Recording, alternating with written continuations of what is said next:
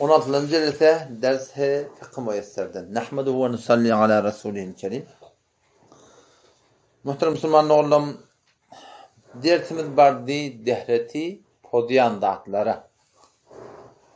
Neme edende dehretin poduluya yamaşşadan dehet kılmaklık bize farz oluyor. Şon hakkında. 5 murat geçti, 6. inişi. Bir adam ehyanın bihuş olsa. Bir adam oluyor. Kellehine bir da ya şoňa meres ýykylýar bir da etdi näme bihuş bolýar.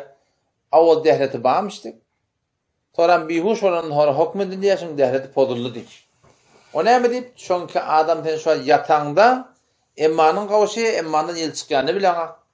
Şu turatynda da bihuş bolan hor näme bolýany bilen. Peşewde gaýta boli. Peşew gaýta muşakas bolar. Birak gaýdanmada.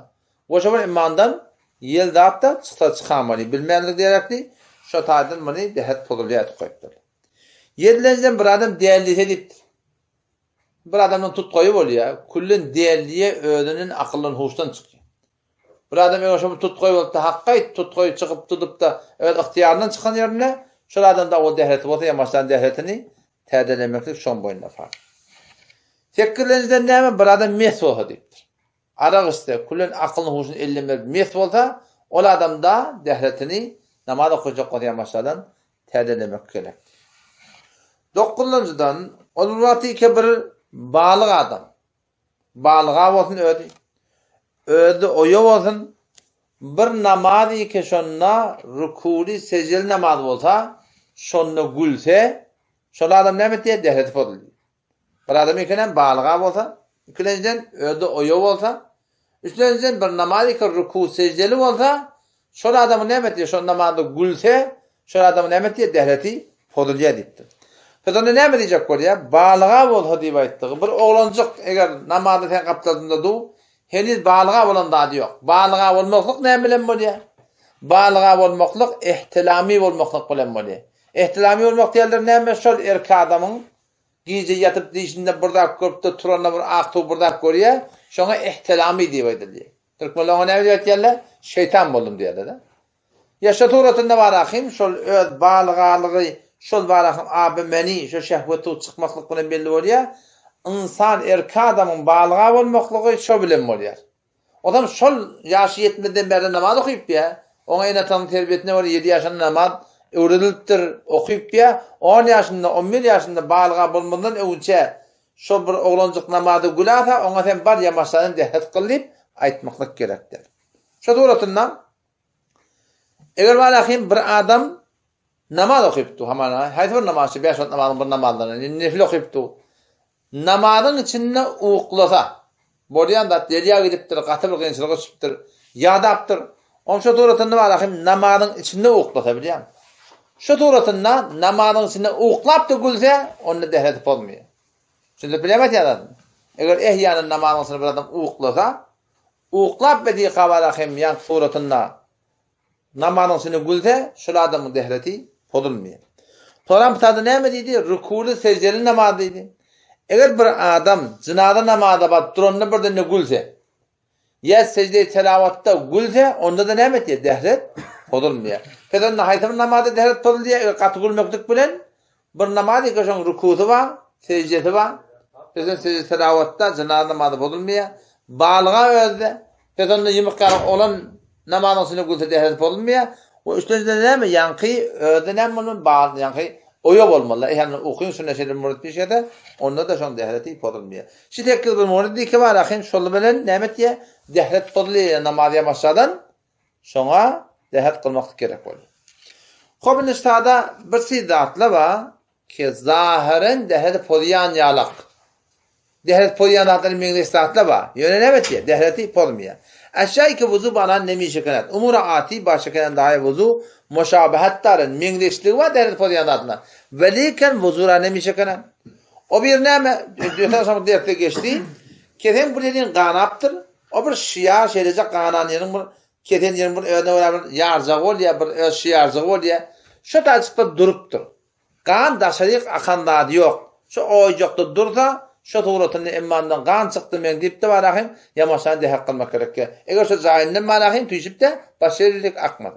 شرایط ki angah ki khun aşkar geldi ve amma ez mekana hiç tecavüz eder. Kan çıktı emmanından. Emma şu zaman yarın öğünden çıkıp da şey akmadı. Serfen kan çıkmaklık bilen neme? Yankı devletin podulu değil mi? Angah ki khun aşkar geldi hava mınakıydın. Angah ki uş ezbeden oftat. Bir vakta voliyeten emmandan bir et kaçıya. Hamana dırnan aptalından, elin aptalından kesmek leptir. Kesmek ayır yartın. Emma neme şondan mala qanda tisa çıkanak serfen emmandan et kaçmaklık bilen kesmekler kaçmaklık bilen mala neme diye tek devletin podulmuyor. Angah ki uş ezbeden oftat. Veliken azan khun seylan nekat. Qanida çıkmaktır amana emmanın kesmeğini ayırıp durdun. O da anıdan qan çıktı da şöyle akka etti. Ya neme diye devlet podiya. Emma sen neme diye kesmeğini ayırdın. O da oyacakta bottu. Anacık bir tuzarttı. Akan yok duran yerine du. Şu tuğratını neme devleti podmaya deyip aytacak boldy. Üçüncüsü bir gengdar bolmazak da diyor ne? Kuloktan ya bir yaradan kirim çıktı deyipdir. Ya otadan biraz adam mümkün bolmaklığı kulağından bir kirim çıktı. Ya barahın şu doğrunun yarahından bir kirim çıktı. Şu tuğratında yine devlet podmaya. Angah ki kirmi az zakhim ya az guş birun. Dördüncüsü ki öten akşam geçen gurun ağzın dolup kutsa ne böyle devlet podya deyip de. Ağzın dolup kutmak ne böyle şifarım kutmaklık geten ön taraf taklap bilmeye. Ağzından şağlak kayıtıyor biliyorsun. Ama bir vap boliyadın kâle kaza iptirdin. Ya her bir tuğratında birden ne varahim bir bokurdan bir tam gel akınam ağzından doluya olan yudaması oluyor adamlardan. Adacık tüykürt epperamasta oluyor. Şu adacık ağzından taam gelmeklik tek devletin evet diye. Polmaya deyip aytacak oluyor.